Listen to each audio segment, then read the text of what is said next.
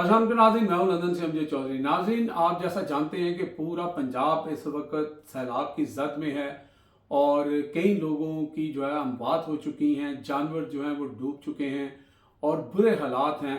पहले तो कुछ इस तरह की खबरें भी आ रही थी, इल्ज़ाम लगाया जा रहा था इंडिया के ऊपर कि जनाब इंडिया ने पानी छोड़ दिया। हालांकि बाद हकीकत ये है कि कई माह पहले सेनेट के अंदर पीटीआई के सेनेटर जो हैं उन्होंने इस चीज़ का अहाता किया, बताया कि जनाब मानसून की बारिशों की जो फोरकास्ट आ रही है वो बड़ी ख़तरनाक है, ग्लेशियर जो हैं वो पिघल रहे हैं। फिर हमारे सामने हमने खैबर पख्तूनख्वा में देखा क्या हुआ। फिर आपने देखा कि हमारी ये जो पंजाब गवर्नमेंट है जो आज बेबस नज़र आ रही है, और यकीन करें कि सिर्फ टिकटॉक के अलावा उनके पास कोई ऐसा प्लान नहीं है।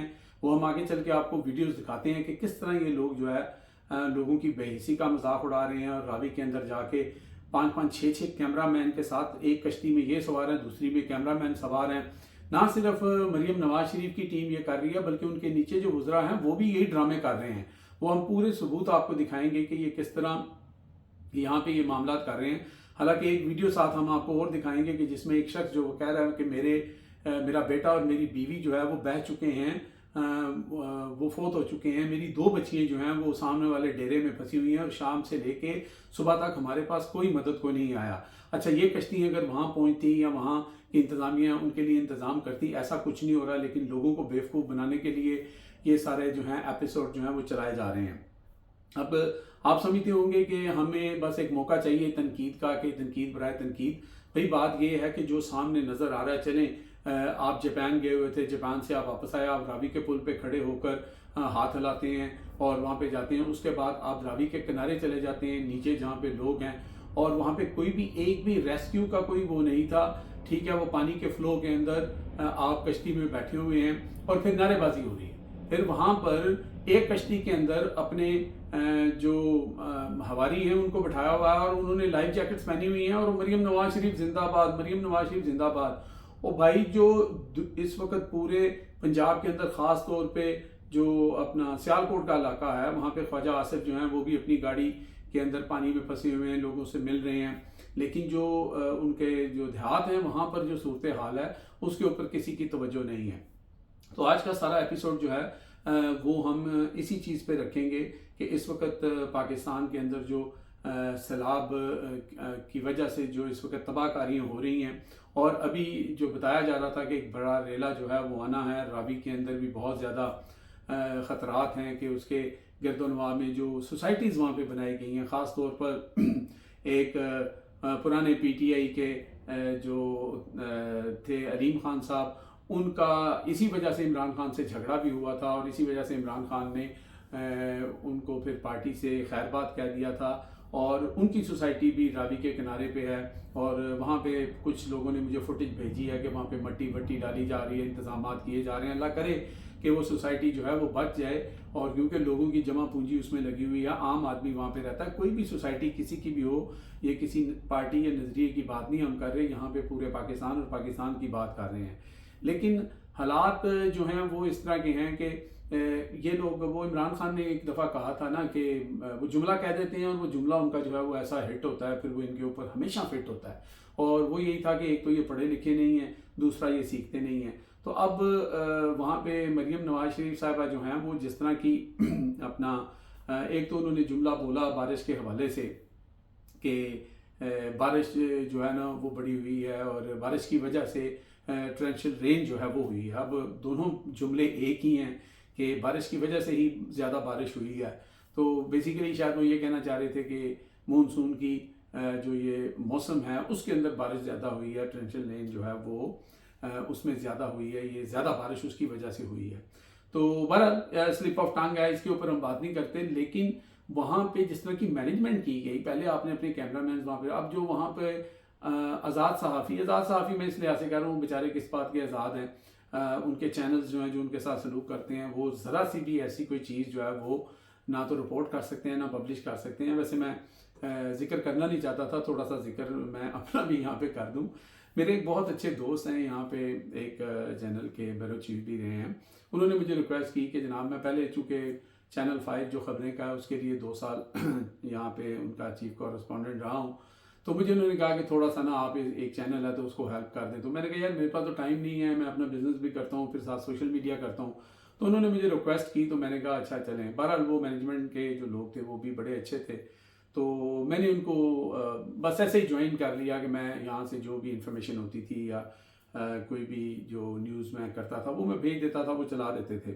اب یہاں پہ جو ایک گروپ ہے جو سارا ہی جو نون لیگ کے جو ہیں وہ پیروکار ہیں, ان کے پے رولز پہ ہیں, انہی سے ان کو مال غدام ملتا ہے. اور کیونکہ میں ایک اور چیز آپ کو بتا دوں کہ یہاں پہ میں 90.9% جرنلسٹ کی بات کر رہا ہوں جو یہاں پہ جرنلسٹ ہیں, ان کسی کو بھی تنخواہ نہیں ملتی ایک آدھے کو چھوڑ کے.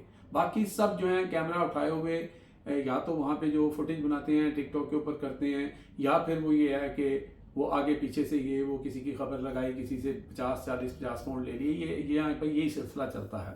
تو ایک گروپ بندی ہے یہاں پر. خیر میں کبھی اس نہ تو گروپ کا حصہ رہا ہوں نہ مجھے ضرورت ہے.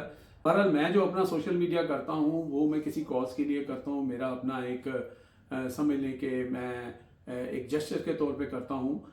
میرا ٹلڈ پی ٹی آئی کی طرف لوگ کہتے ہیں بالکل ہوگا. میں یہ سمجھتا ہوں کہ اس وقت جس کے ساتھ ظلم ہو رہا ہے, جس کے ساتھ زیادتی ہو رہی ہے, اور میڈیا کو جس طرح اس وقت گردن سے دبوچا ہوا ہے, تو میں نے چونکہ جرنلزم پڑھا ہوا ہے, میں جرنلزم پاکستان میں کرتا تھا, تو میں اپنی وہ ڈیوٹی کر رہا ہوں. جہاں تک اس کی مونیٹائزیشن اور انکم وغیرہ کا وہ ہے, تو میں اس کے لیے اس کے پر ہنس ہی سکتا ہوں کہ پچھلے 1.5-2 سال سے جو میں کام کر رہا ہوں, تو میری جو ایک دن کی انکم ہے جو میں اپنا کام یا میرا اپنا کاروبار ہے وہ ایک طرف ہے, اور 3 سال کا ان کے پینیز جو ہیں وہ ایک طرف ہیں. تو میں اس لیے کام نہیں کرتا. بہرحال ہوا یہ کہ جناب یہاں پہ وہ جو نواز شریف کے لفافہ صحافی تھے, انہوں نے اس جو جہاں پہ میں کام کر رہا تھا, جن کے لیے کر رہا تھا, ان کی مینجمنٹ کو میری پی ٹی آئی سے ریلیٹڈ اور اس طرح کی جو میری پوسٹ تھی, جو میں کریٹیکل ہوتا ہوں اور بات کرتا ہوں, اور وہ وہاں پہ بھیجی اور اس طرح کی بات کی. تو لازمی سی بات ہے کہ آج کل وہاں پہ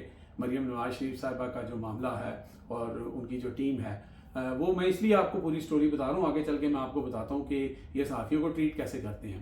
تو وہ جناب انہوں نے مجھ سے معذرت کر لی. انہوں نے کہا سر ہمارے لیے بڑا یہ مسئلہ ہو جائے گا, یہاں پہ یہ چیز بھیج دی گئی ہے. میں نے کہا جی میں تو پہلے ہی نہیں چاہتا تھا اینی وے.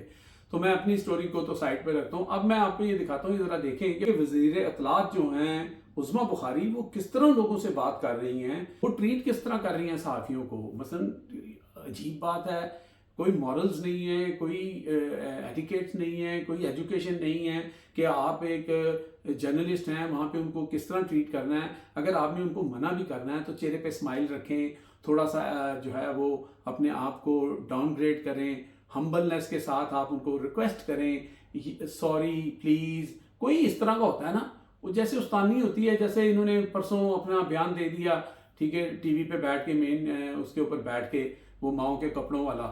تو یہ مثلا ایک ہی لاٹھی سے سب کو بھانک رہے ہیں, یہ سنے کر رہی ہے, یہی بتائیں گی. خاموشی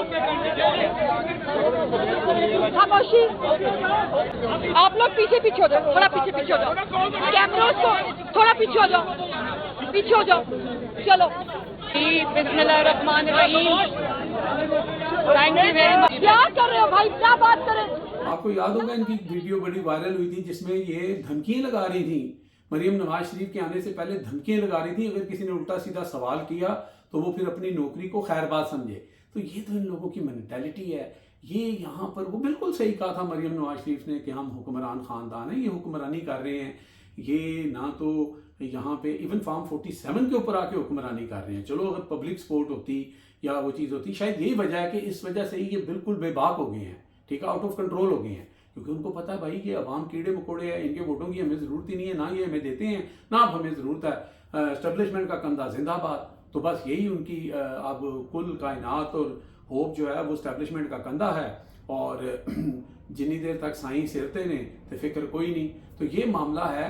لیکن اب یہ ایک اور ویڈیو میں آپ کو چلا رہا ہوں, یہ ان کے ایک وزیر ہیں, اور ذرا ان کو دیکھیں, اور پوری ویڈیو میں آپ دیکھیے گا کہ جناب یہ وہاں پہ ایسے جیسے جو کہتے ہیں وہ ٹیپو سلطان بنے ہوئے ہیں اور پتہ نہیں کیا فتح کرنے جا رہے ہیں. اور پھر ایک ویڈیو کیمرے والا, ایک سٹل کیمرے والا اسی کشتی میں بٹھایا ہوا, اور وہ ان کی تصویریں کھینچ رہا ہے اور ان کی ٹک ٹاک بنا رہا ہے. یہ پورا کنبا جو ہے نا صرف ٹک ٹاک کا ہے. یہ دیکھیں ذرا.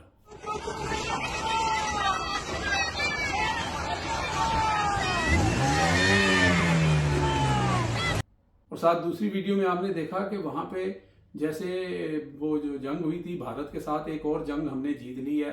भारत पे पहले तो हम इल्ज़ाम लगा रहे थे कि पानी उन्होंने भेजा है, तो वहाँ पे मरियम जिंदाबाद, मरियम जिंदाबाद।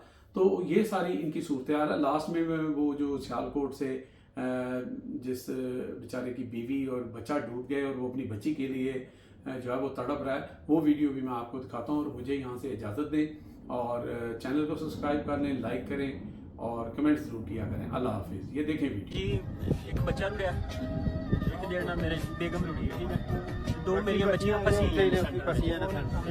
साडी हेल्प करो। ऐसे है को तेरे पे ना बच्चियां दी फसियां ने उठी दो जी रुड़ गए, कोई इदारा नहीं, कोई बंदा नहीं जेड़ा आके कोई किसी किस्म की हेल्प करे।